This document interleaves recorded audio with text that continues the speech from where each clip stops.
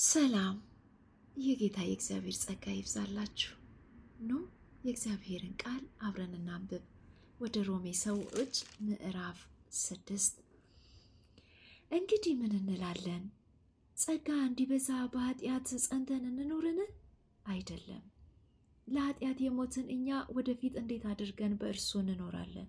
ወይስ ከክርስቶስ ኢየሱስ ጋር አንድ እንሆን ዘንድ የተጠመቅን ሁላችን ከሞቱ ጋር አንድ እንሆን ዘንድ እንደተጠመቅን አታውቁምን? እንግዲህ ክርስቶስ በአብ ክብር ከሙታን እንደተነሳ እንዲሁ እኛ በአዲስ ሕይወት እንድንመላለስ ከሞቱ ጋር አንድ እንሆን ዘንድ በጥምቀት ከእርሱ ጋር ተቀበርን። ሞቱን በሚመስል ሞት ከእርሱ ጋር ከተባበርን፣ ትንሣኤውን በሚመስል ትንሣኤ ደግሞ ከእርሱ ጋር እንተባበራለን። ከእንግዲህ ወዲህ ለኃጢአት እንዳንገዛ የኃጢአት ሥጋ ይሻር ዘንድ አሮጌው ሰዋችን ከእርሱ ጋር እንደተሰቀለ እናውቃለን። የሞተስ ከኃጢአቱ ጸድቋልና።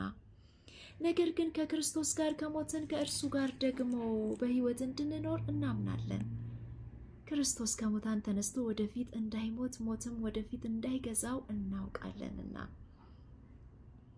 መሞት አንድ ጊዜ ፈጽሞ ለኃጢአት ሞቷልና በሕይወት መኖርን ግን ለእግዚአብሔር ይኖራል።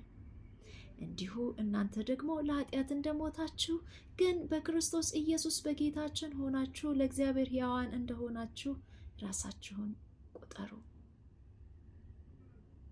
እንግዲህ ለምኞቱ እንዲታዘዝ በሚሞተው ሥጋችሁ ኃጢአት አይንገስ።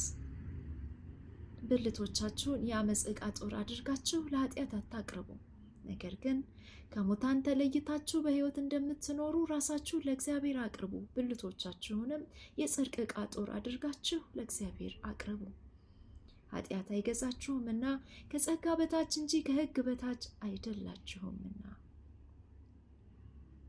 እንግዲህ ምን ይሆን? ከጸጋ በታች እንጂ ከሕግ በታች ስላይደለን ኃጢአት እንስራን? አይደለም።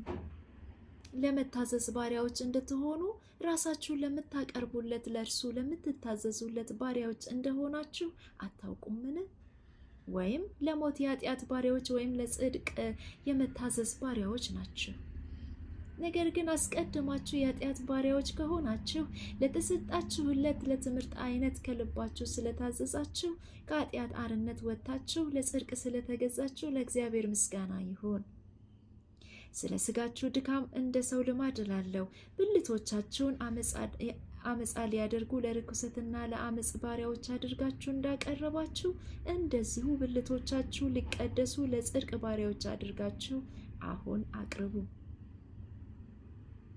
የኃጢአት ባሪያዎች ሳላችሁ ከጽድቅ ነፃ ነበራችሁና፣ እንግዲህ ዛሬ ከምታፈሩበት ነገር ያን ጊዜ ምን ፍሬ ነበራችሁ? የዚህ ነገር መጨረሻው ሞት ነውና። አሁን ግን ከኃጢአት አርነት ወጥታችሁ ለእግዚአብሔርም ተገዝታችሁ ልትቀደሱ ፍሬ አላችሁ። መጨረሻውም የዘላለም ሕይወት ነው። የኃጢአት ደሞዝ ሞት ነውና የእግዚአብሔር የጸጋ ስጦታ ግን በክርስቶስ ኢየሱስ በጌታችን የዘላለም ሕይወት ነው። ጸጋ ይብዛላችሁ።